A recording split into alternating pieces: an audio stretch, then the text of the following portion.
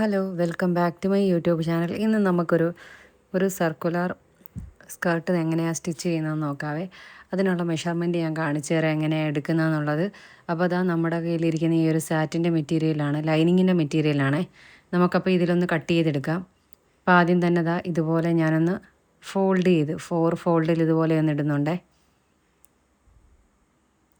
ഇതൊരു 4 മീറ്റർ ഒരു മെറ്റീരിയലാണ് ഈ എടുത്തിരിക്കുന്നത്. എന്നിട്ട് ഇതിങ്ങനെ ക്രോസിലൊന്ന് ഇട്ട് കൊടുക്കാം.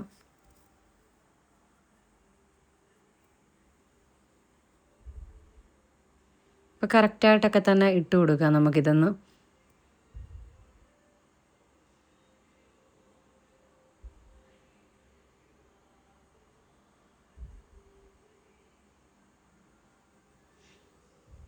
പിന്നെ ഇതിങ്ങനെ ഇട്ട് കൊടുക്കുമ്പോഴാണ് ഇച്ചിരി പാടുള്ളത്. നമ്മൾ കറക്റ്റായിട്ടൊക്കെ തന്നെ അടിയിലൊന്നും കയറിയിരിക്കാതെ കറക്റ്റായിട്ട് തന്നെ ഒന്ന് ഇട്ട് കൊടുത്തിരിക്കണം. അപ്പോൾ ഞാനിവിടെ കറക്റ്റായിട്ട് ആ ഒരു രീതിയിലൊന്നും വെച്ച് കൊടുത്തിട്ടുണ്ട്. ഇനി നമുക്കിതിൻ്റെ ആ ഒരു കാൽക്കുലേഷൻ വരുന്നത് നമ്മുടെ വെയ്സ്റ്റ് റൗണ്ട്, ഇതിൻ്റെ ഒരു 37 ഇഞ്ചാണ് വെയ്സ്റ്റ് റൗണ്ട് വരുന്നത്. അതിൻ്റെ ഡിവൈഡഡ് ബൈ 6.28 വെച്ചിട്ടാണ് ഞാൻ ചെയ്തിട്ടുള്ളത്. ഇപ്പോൾ ഡബിൾ സർക്കിൾ വരുന്നതുകൊണ്ടാണ്, ഇതിപ്പോൾ 2 അംബ്രല്ലയുടെ സ്കേർട്ട് പോലെ വരുന്നത് കൊണ്ടാണ് ഞാൻ അങ്ങനെ കൊടുത്തത്. അപ്പം 6.28 കൊടുത്ത് ഡിവൈഡ് ചെയ്യണം. അപ്പം നമുക്ക് 5.86 അത്ര ഏതോ ഒരു കാൽക്കുലേഷൻ കിട്ടും. അതിൻ്റെ കൂടെ ഞാൻ അതിനെ റൗണ്ട് ചെയ്തങ്ങ് 6 ആക്കിയിട്ട് ഈ മുകളിൽ നിന്ന് താഴേക്ക് ഇതുപോലെ ഒന്ന് 6 ഇഞ്ച് അടയാളപ്പെടുത്തി കൊടുക്കുന്നുണ്ട്. എന്നിട്ട് അതെല്ലാം കൂടി കൂട്ടിച്ചേർത്ത് ഇതുപോലെ ഒരു വളച്ച് വരച്ചെടുക്കുന്നുണ്ട് മുകൾ വശത്ത്. അവിടെയാണ് നമ്മുടെ വെയ്സ്റ്റ് റൗണ്ട് വരുന്നത്.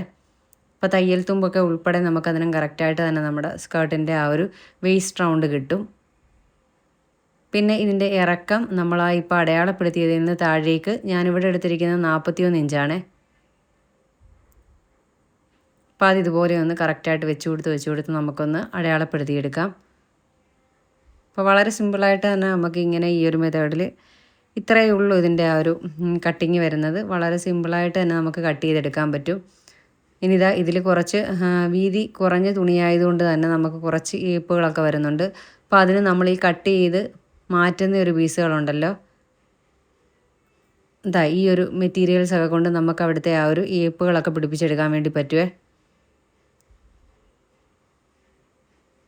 പിന്നെ നമ്മൾ ബിഗിനേഴ്സൊക്കെ ആണെങ്കിൽ ഇങ്ങനെ വെച്ച് നോക്കണം ഏത് സൈഡിലാണ് നമുക്ക് കറക്റ്റായിട്ടത് പിടിപ്പിക്കാൻ പറ്റുന്നതെന്നുള്ളത്.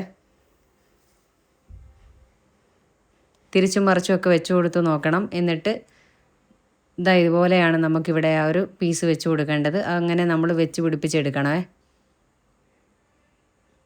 അതുപോലെ അതിൻ്റെ അടിയിലേക്ക് നമുക്ക് ആ ഒരു ഈപ്പ് ആവശ്യമായിട്ടുണ്ട്. അവിടത്തേക്ക് വേണ്ടിയിട്ടുള്ള തുണിയും ഇതുപോലെ ഞാൻ എടുത്ത് വയ്ക്കുന്നുണ്ട്.